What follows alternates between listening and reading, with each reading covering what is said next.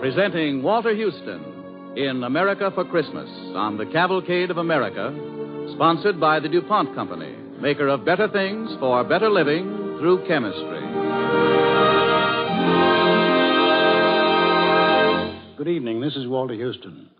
Tonight on a small island in the lonely distances of the Pacific, an island you never knew before existed, you will find with difficulty on the map, a troop of soldiers, a handful of Navy men, a few Marines, one or two flyers, and a medical staff are celebrating Christmas. I said celebrating, but perhaps there is a better word for it. Perhaps I should have said reminiscing about their former Christmas celebrations which took place in the dim and distant past, in different settings and under different circumstances. It is with such servicemen and women as these in mind that tonight we bring you this special Christmas play. And so, with the best wishes of the season, the DuPont Company presents America for Christmas by Peter Lyon, in which I have the pleasure of appearing in the part of a master of ceremonies for an overseas USO camp show entertainment unit.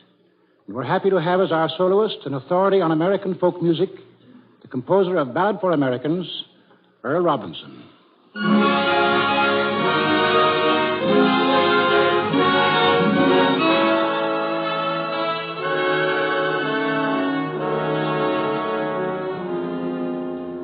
We are now on our small island in the Pacific.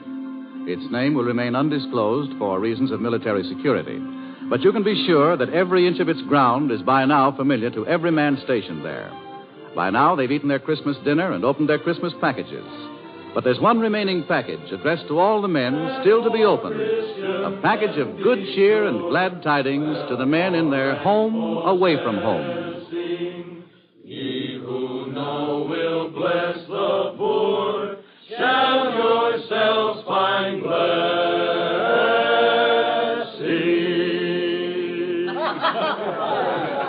The group has just finished a Christmas carol, and the MC, an old vaudeville trooper, steps forward to open the show.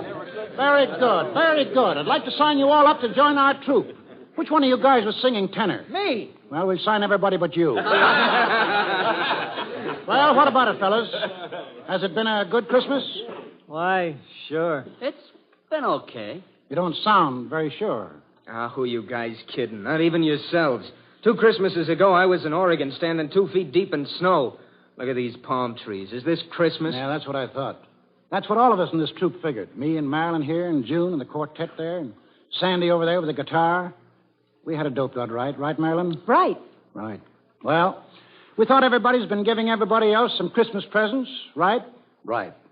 All except we haven't given you any. No show tonight. That is, no regular show. And we've got a special one, right? Right. Right.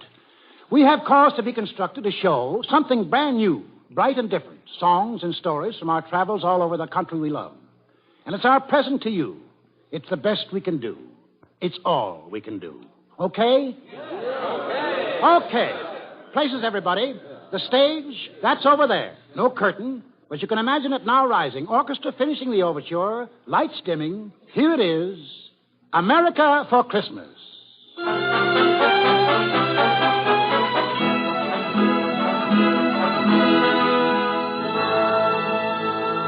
Roll on, Columbia, roll on.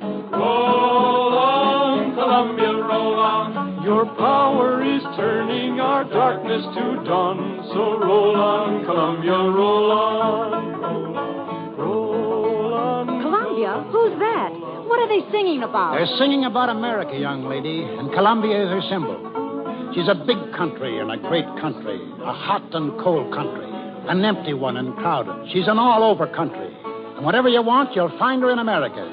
That's why they're singing about her. They? Who are they? They're the people, young lady, the people who live in America and sing songs about her and tell stories about her and lie about her and brag about her and love her. The farmers on her plains and the men who built her cities and made her strong. Roll on, Columbia. Roll on, Columbia. They're all over America right now, singing and talking and telling tall tales.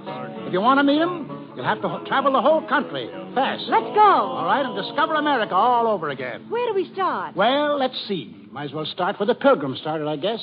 On the shores of New England. Oh, Stormy was a fine old man. Do me way, oh, storm along. fine old man. Way, hey, hey, Mr. Storm along. I wish I was old Stormy son. To me way, oh, storm along. I'd build me a ship of 1,000 ton. Way, hey, hey, Mr. Storm along. I'd fill her up with New England rum. To me way, oh, storm along. And all my shellbacks, they would each have some. Way, hey, hey, Mr. Storm along. old Stormy's dead. And That's New England. The song of the men who go down to the sea in ships, down to the sea from craggy inlets and deep sea ports. There's rocks all over New England. All over? All over. Even the fields and meadows of the New England farms. Makes it tough to make a living. There was a farmer in New England who invited his minister to pay his farm a visit. The two of them, the farmer and the minister, walked over the stony fields, the minister saying, Why was it you wanted me to come out on their farm? Reverend, I want you to pray to God with me that I'd get better crops. What this land needs is not prayer, but fertilizer.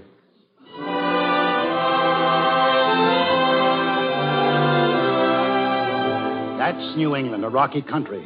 Men get to be shrewd traders in that country. They have to. What's a shrewd trader? A shrewd trader is, well, do you want to watch a couple of shrewd traders in operation? A Yankee peddler with a wagon load of Yankee notions, pulled up in front of a Yankee general store. The storekeeper going down into the road and asking... What's the price of your razor strops? $1 each for these strops. $1 apiece? They'll be sold for half the money before the year's out. If one of these strops is sold for 50 cents within a year, I'll make you a present of one, mister. You will you? Now? Ben. Oh, you Ben. Yep. You're the witness to the contract. Yeah, I'm the witness. All right, peddler. I'll purchase a strop on those conditions. Here's your $1. Contract's a contract. I'll stick to it. Ben, I don't much like this strop now that I bought it. How much you give me for it? Hey. Well, guess seeing it's you, I'll give you 50 cents for it. Hey, now, see here. Here you are, Ben. 50 cents, it's yours. All right, you win. Here's your strop for free. Want to watch out for yourself when you're in Bethel, Mr. Peddler. Some pretty sharp fellows around here. Tolerable, but nothing to brag about. I made 75 cents on that deal. How's that? I got $1 for 2 strops, which cost me only 12.5 cents apiece. I heard of the cute tricks of you Bethel fellas. I generally sell these strops for only 25 cents apiece. But, gentlemen, if you want any more at 50 cents apiece, I'll be happy to supply your whole village. Yes, sir. Anything else you want to buy now? Nope. Been shaved enough by you tin peddlers. Want no more of you. It's very hard to condemn a whole class because of 1 or 2 dishonest ones. Give me a fair trial. I'm traveling all through this countryside. I can get rid of your unsaleable goods. Nope. Here. Tell you what I'll do. I'll give you a fair chance. I'll sell you anything I have in my wagon at my lowest wholesale price, and we'll take in exchange anything you please to pay me from your store at the retail price. Mm-hmm. Fair, ain't it? I'll look over your goods. Got a lot of whetstones there. About how much? Wholesale price of whetstones is $3 a dozen. I'll take 12 dozen of them. All right. That's $36 you owe me, for which I'm to take such goods as you please at retail price. Now, what are you going to pay me in? In whetstones, retail price 50 cents. You get just 6 dozen.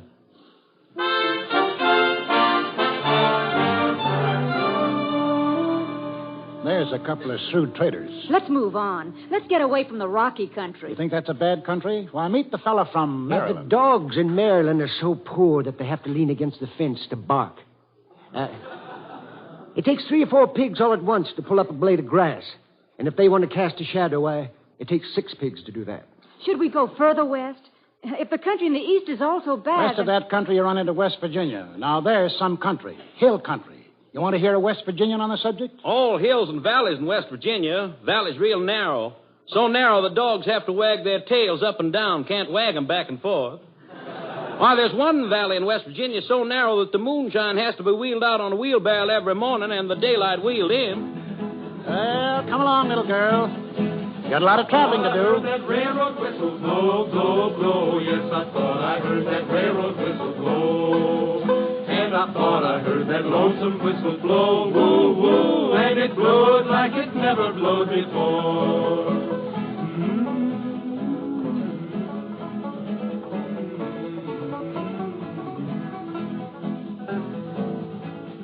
Taking this train, jump on. Where's it go? West? West, and it goes right by Pittsburgh. Have to look fast if you want to see it. Where is it? I want to see Pittsburgh. There's the Pittsburgh fella. I've been working that Pittsburgh steel, I thought you knowed. I've been dumping that red-hot slag way down the road. I've been a-blasting, I've been firing, I've been pouring that red-hot iron. I've been having some hard traveling, Lord.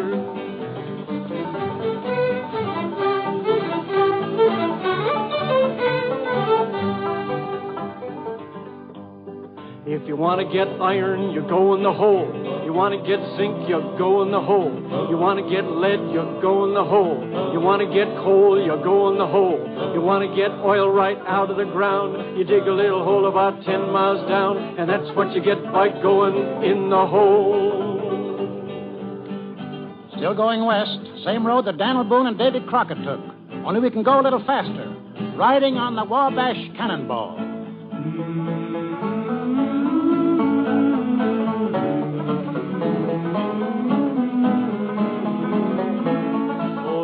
To the jingle, the rumble, and the roar, as she glides along the woodland, the lakes, and by the shore. Hear that mighty Russian engine, hear that lonesome hobo squall, riding through the country on the Wabash Cannonball. That's right. Just like our grandfathers did elbow room. That's what they wanted. They didn't want a neighbor any nearer than 10 miles. Besides, it's greener on the other side. The other side of what? The Mississippi River, the granddaddy of them all. M-I-S-S-I-S-S-I-P-P-I. That's right.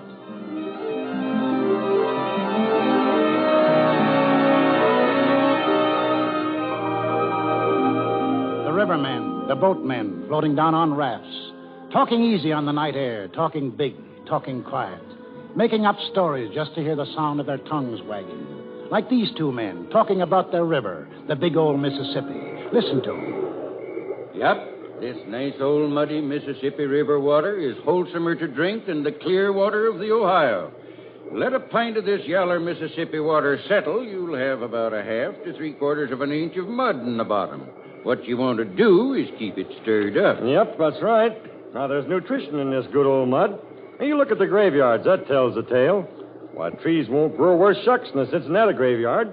But now in the St. Louis graveyard, why, the trees grow upward of 800 feet high. And it's all on account of the water the people drunk before they laid out. A Cincinnati corpse don't rich in the soil any.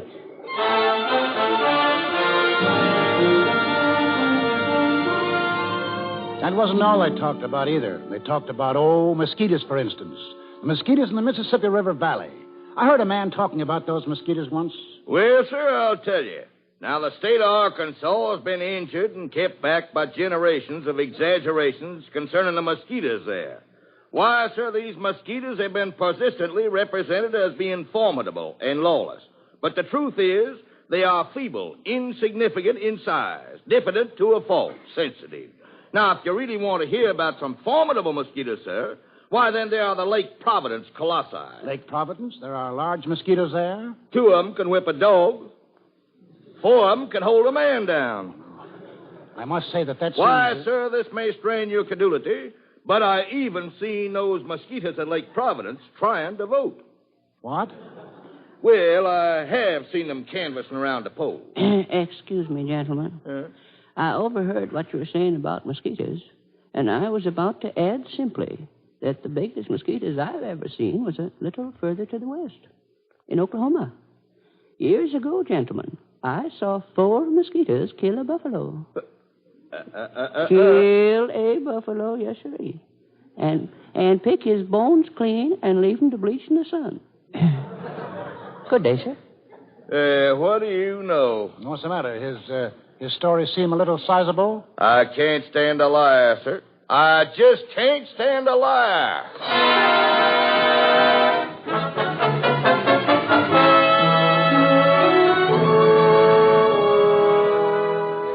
You're listening to America for Christmas, starring Walter Huston as the Master of Ceremonies in a traveling USO Camp Shows unit on the Cavalcade of America, sponsored by the DuPont Company. Maker of better things for better living through chemistry.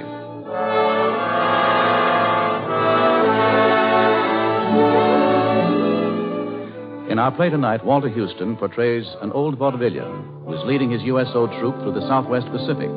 And on this Christmas night, they are entertaining a company of servicemen and women on a tiny Pacific island. Entertaining them by giving them the best Christmas present they know. A memory of America as they remember her through our American folklore. They've covered the eastern half of the country in their special Christmas show. They're in the valley of the Mississippi right now, and I think... Yes, they're in the station, buying their tickets to the next stop. Oh, that Rock Island line is a mighty good road. Yes, that Rock Island line is a road to ride. And if you want to ride, you gotta ride it like you find it. Get your ticket at the station on the Rock Island line. And so now we're across the Mississippi. This must be Arkansas.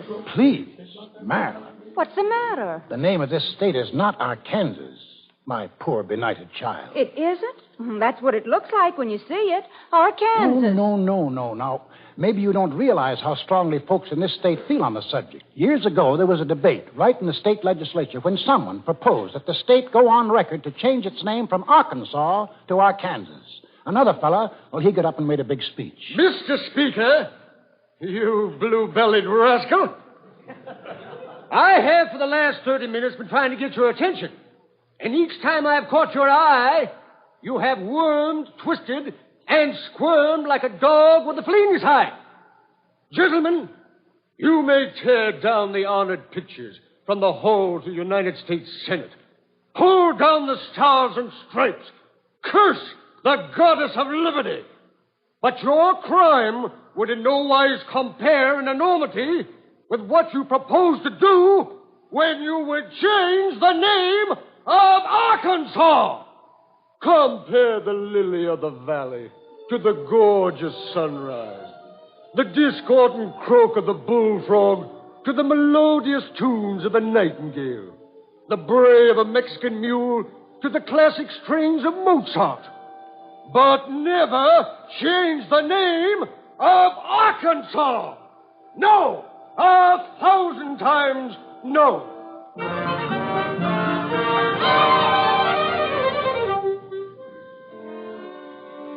They didn't change the name of Arkansas, did they? No, they left it alone. And is Arkansas related to Kansas? No relation at all, little girl, not even first cousins, for they miss touching each other at their border by 40 miles. In fact, down in Arkansas, people sing a song about the people up north in Kansas. Oh, they chowder back a thin in Kansas. Oh, they chowder back a thin in Kansas. Oh, they chowder back a thin and it rolls right down their chin. And they lap it up again in Kansas. Oh, potatoes, they grow small in Kansas. Potatoes, they grow small in Kansas. Oh, potatoes, they grow small, and they dig 'em in the fall, and they eat 'em tops and all in Kansas.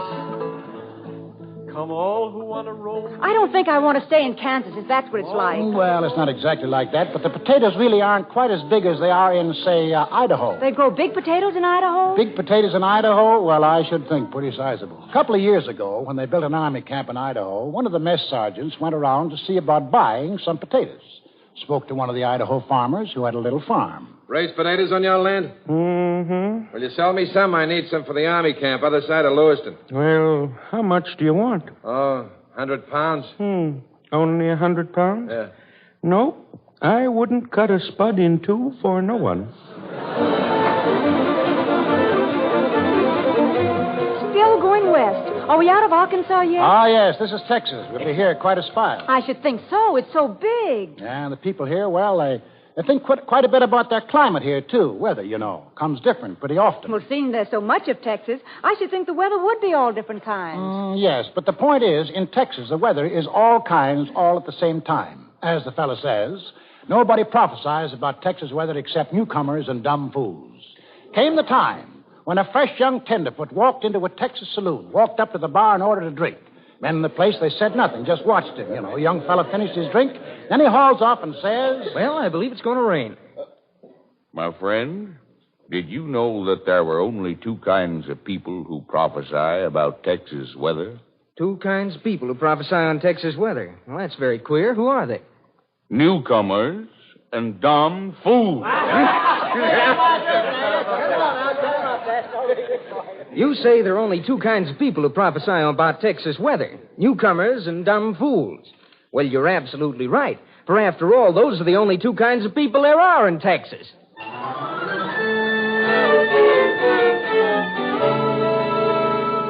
Cow country through here, and to the north, and to the west.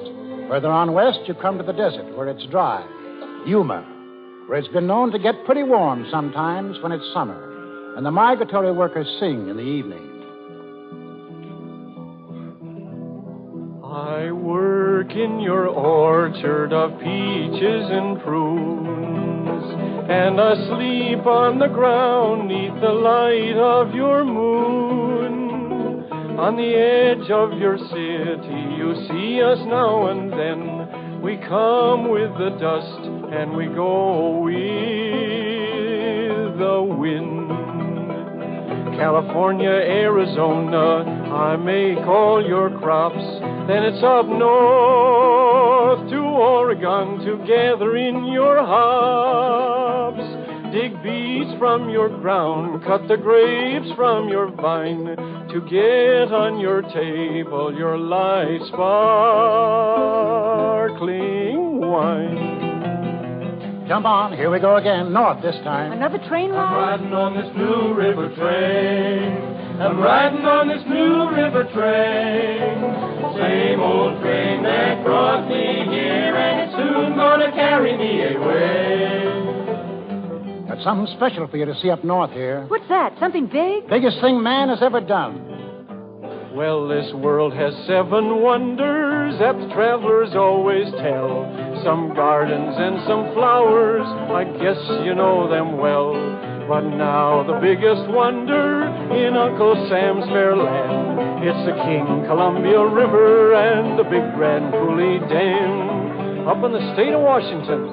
She winds down our granite canyon, she bends across the lea, like a silver running stallion down her seaway to the sea. Well, she ripped our boat to splinters, but she gave us dreams to dream of the day this Coulee Dam would cross that wild and wasted stream. Now as we join in battle to make all people free, that old Coulee Dam is fighting along with you and me. Yonder flies the flying fortress to fight for Uncle Sam, spawned upon the Columbia River by the Big Grand Coulee Dam. California. Are we going to California now? Climate, that's all there is in California. The Californian says... We got the healthiest. It's so healthy, when we started a graveyard, we had to shoot a man. Hearing which, if you raise your eyebrows in polite disbelief, the Californian says further... We don't have to prove it. We admit it.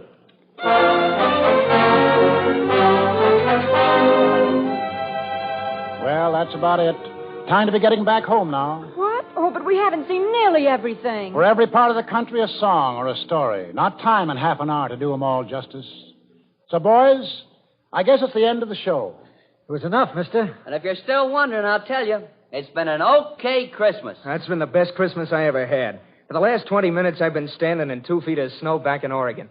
Okay. And we'll have one last song. Everybody sing. For every part of the country, a song or a story. But all the parts, all the states add up to one mighty whole. One America. Roll on, Columbia. Roll on. Oh, roll on, Columbia, roll on. Roll on, Columbia, roll on. Your power is turning our darkness to dawn. So roll on, Columbia, roll on.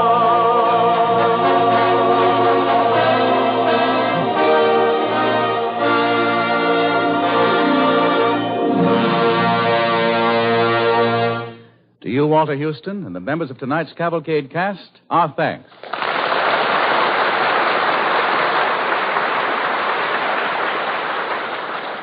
On this Christmas night, we are thinking the same thoughts you are of men far from home, in deep snow and in tropical heat, fighting the battle of freedom.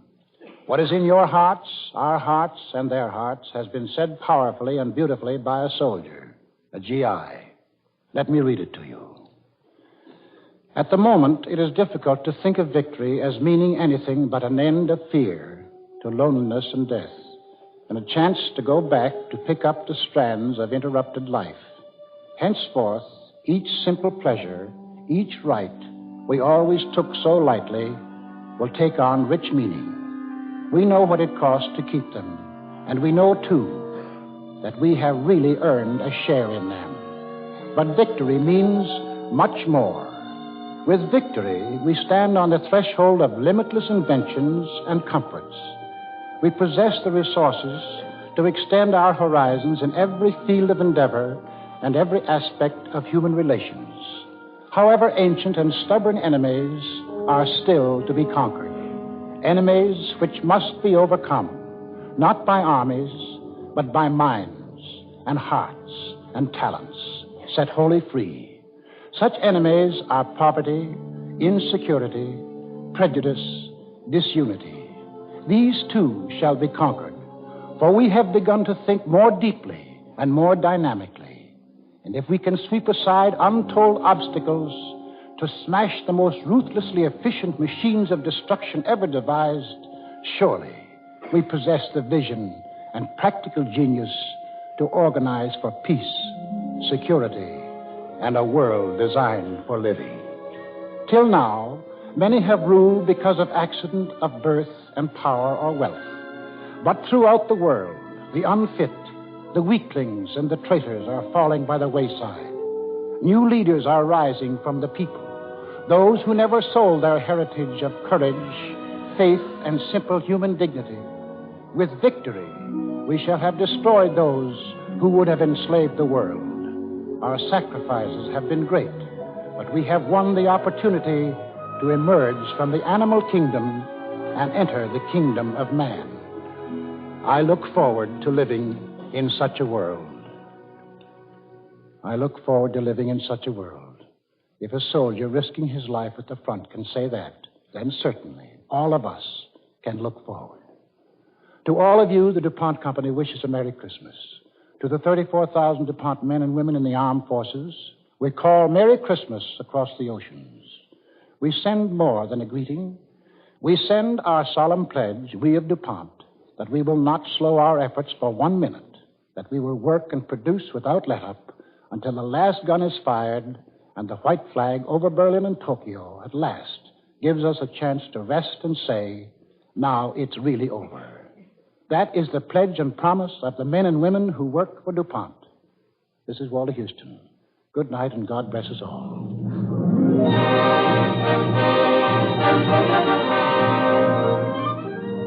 Next week, the Cavalcade of America will bring you Anne Harding in Westward the Women, the story of Abigail Scott Duniway. Abigail Duniway, a farmer's wife, lived in the Oregon Territory in 1850. She managed a household. She raised 4 children. She was an average woman of that place and time with one difference, and this difference was an idea born in Mrs. Duniway's kitchen, an idea which today affects the life of every American woman who fought for it. Listen next week to Westward the Women, starring Anne Harding on the Cavalcade of America.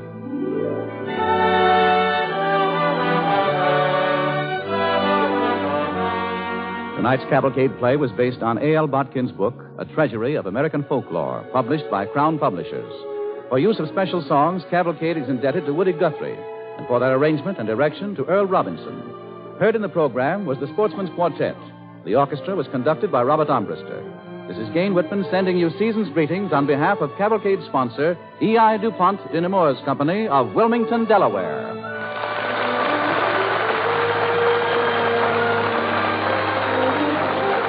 This is the National Broadcasting Company.